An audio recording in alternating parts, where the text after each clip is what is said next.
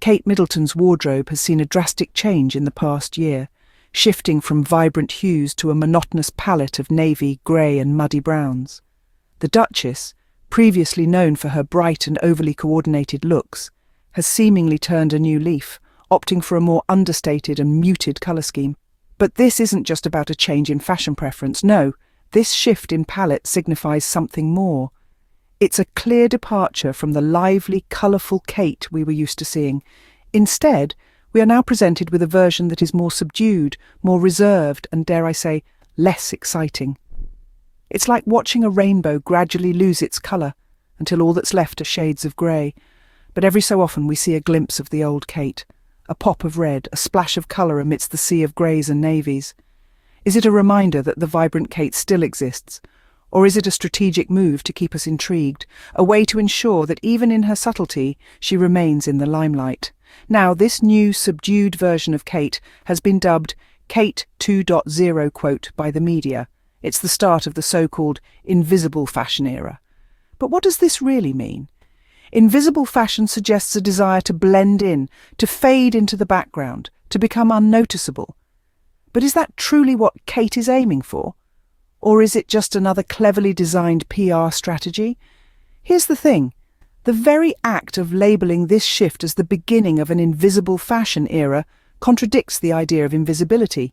It draws attention, it creates a buzz, it keeps the conversation going. It's like saying, "Look at me, I'm trying not to be noticed." So, as intriguing as it may sound, is this shift to invisible fashion just a calculated attempt to control her narrative and grab attention? Is this new, muted Kate really a reflection of her evolving style? Or is it just another well-played card in the game of royal fashion? The sudden shift to dull colours is a far cry from Kate's previously bright and overly coordinated looks. Here we are, in the midst of the so-called invisible fashion era. Quite the oxymoron, isn't it? Fashion that's invisible. Yet, that's what the media would have us believe is happening. They're painting this shift as a sign of Kate maturing in her royal role. But let's pull back the royal blue curtain for a moment and take a closer look. For starters, the idea of fashion becoming invisible is a paradox in itself. Fashion is a form of expression, a way to stand out, to make a statement. It's not about blending into the background. Yet here we are, being told that Kate's choice of muted colours and repetitive outfits is a bold new fashion statement. It's as if the media is trying to convince us that the Emperor, or in this case the Duchess, is wearing new clothes, when in reality it's the same old coat in different shades of drab. And then there's the controversy of her team restricting information about her clothing. If this was truly a low-key approach, why the need for such control? If invisible fashion is about fading into the background, why the secrecy? It seems more like a calculated move to manufacture mystery and intrigue, a way to keep us talking, to keep us guessing. Perhaps the biggest question of all is the authenticity of this so-called invisible fashion. Is it a genuine shift in style or just another PR stunt?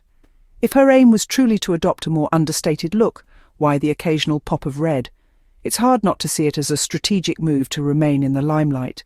If invisible fashion is about fading into the background, why is it making such a big deal? Invisible fashion, it seems, is not so invisible after all. It's a performance, a charade, another chapter in the never-ending narrative of royal spectacle. And as long as we keep talking about it, the show will go on. Amidst the sea of muted colours, there's the occasional red outfit that commands the most visual focus. Now let's consider the strategy behind these intermittent bursts of vibrant red. Picture this, weeks on end of drab, muted tones, then, out of the blue, a bold, fiery red ensemble. It's akin to a visual alarm bell, a siren call demanding our attention. It's a stark contrast to the sea of navy, grey and muddy browns, and it's no coincidence. You see, red is a power colour. It's bold, it's daring, and it's impossible to ignore. It's the colour of passion, of love, of anger, of importance. It stands out, it makes a statement, and in the world of fashion it's a surefire way to make headlines. This pattern of drab, muted colours, punctuated by bold red, is a strategic move. It's a way to control the narrative, to keep the spotlight firmly on her, even while she seemingly fades into the background with her invisible fashion. So what's the game plan here? Well, it's simple. By regularly donning dull colours, she's creating an image of understated elegance. Then she throws in a pop of red to reassert her presence, to remind us all that she's still here, she's still relevant, and she's still the centre of attention. She's playing a clever game of hide and seek with the public, hiding in plain sight with her muted outfits, then seeking attention with her bold red looks. This isn't just about fashion, it's about image control. It's about maintaining a delicate balance of seeming demure and understated, yet unignorably present. So, what do we make of this red outfit strategy? Is it a genuine expression of her evolving fashion sense, or just another carefully calculated maneuver to keep us talking, to keep her in the limelight? Is this just another strategic move to control her image, while making sure the world talks about her? Kate Middleton's invisible fashion era is just another example of how performative the royal family can be. It's a cleverly devised spectacle, a performance designed to capture our attention and keep us hooked. But is it not a tad too conspicuous, this sudden shift to a muted, almost lifeless colour palette? Perhaps there's a grander narrative being woven here, one that's more about optics and less about fashion. The press, for instance, seems rather eager to rebrand these dull and uninspired wardrobe choices as a significant transformation, a grand reinvention. They've even coined it as Kate 2.0, a term that implies a remarkable, groundbreaking shift. But is this truly an embrace of a new era? Or is it merely another attention-seeking ploy? You see, the royal family has always been masterful at controlling narratives, shaping perceptions, and directing the spotlight. And Kate, being a part of this illustrious family, is no exception. Her choice to recycle old coats and don the occasional red outfit is not a mere coincidence.